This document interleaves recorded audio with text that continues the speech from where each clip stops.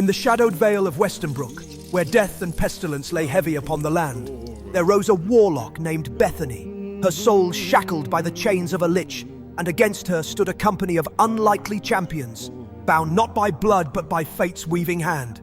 With steel and spell they battled, and through their valor the curse was broken. The air, once thick with decay, grew clean, and the bells of life rang once more through the town. Yet triumph was but the opening chord, for destiny's song is long. The sea opened its arms to the voyagers, and during their crossing, fate brought them Cassian, a bard whose voice carried like a silver tide, and whose guitar rang with echoes of forgotten ages as he joined their company, and together they feasted and drank upon the restless waters.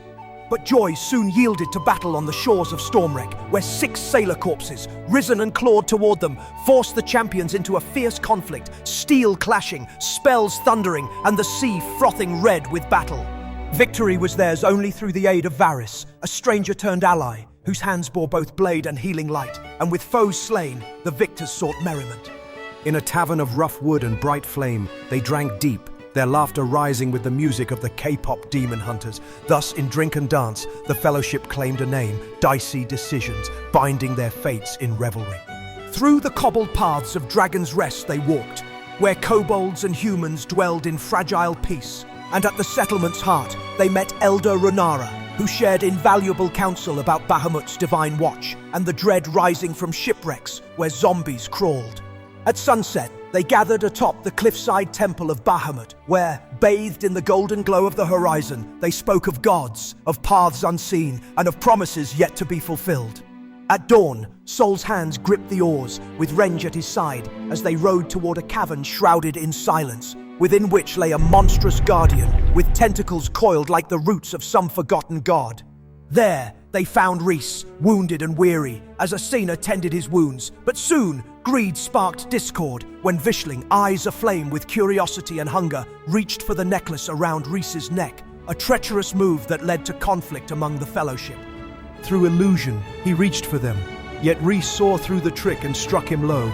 The fellowship scolded their errant wizard, swearing to Rhys that not all shared his folly, just as the guardian stirred. Sol grappled with writhing limbs, while Cassian's music turned thunder into courage. Renge's ice knife struck beast and ally alike. Asina's arrows found their mark. Rhys charged forward with cannon blazing, and Vishling unleashed a crackling orb of lightning amidst the chaos. At last, Asina's final arrow pierced the creature's eye. It fell, thrashing in death. Yet its spores infected Rhys and Varys, binding them to the Myconids, who mourned their guardian but forgave the heroes, granting them all the gift of spore switch. Deeper into the caverns they pressed, unsealing vents and letting sunlight spill into crystal chambers, where Asina discovered an egg, pulsing with the warmth of a fire serpent unborn, and tucked it into her bag of holding. Their boat drifted from shore, but was reclaimed by Vishling's spectral hand.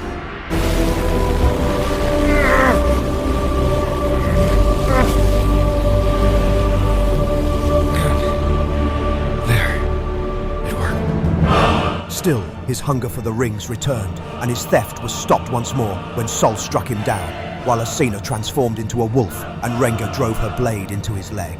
Thus the fellowship divided. Vishling, Asina, Cassian, and Sol remained with the Myconids, while Renge, Rhys, and Varys returned by boat to Dragon's Rest. Sol found peace among the Myconids, while Cassian's melodies filled their glowing halls, and Vishling, bound in unconsciousness, dreamed of his past, a vision that would change him forever. In Dragon's Rest, Rhys forged a new weapon, while Renge studied the fire serpent's lore, and Varys brewed potions from Myconid mushrooms, the scent of earth and decay lingering in the air. At dawn, Sol made peace with the Myconid matron Sinessa, earning her blessing and the promise of welcome should he ever return. Soon after, the fellowship reunited, Sol, Asina, Cassian, and Vishling departing the caverns to rejoin Renge, Varys, and Rhys at Dragon's Rest. Vishling awoke with the haze of sleep still clinging to him like a shadow, his mind foggy with remnants of past nightmares. In those restless hours, memory returned. He saw the truth of his birth, forged by demon hands, touched by Paal, Lord of Murder, and kin to Rhys by cursed blood. He sought out the Goblin-Minotaur hybrid and spoke words of apology, quiet and sincere, though the weight of his secret remained his alone. The party gathered once more, their faces etched with resolve and anticipation for the unknown that awaited them. Rhys, his cannon arm gleaming in the sunlight, bartered fiercely with Myla for a mighty battle axe, the promise of power heavy in the air.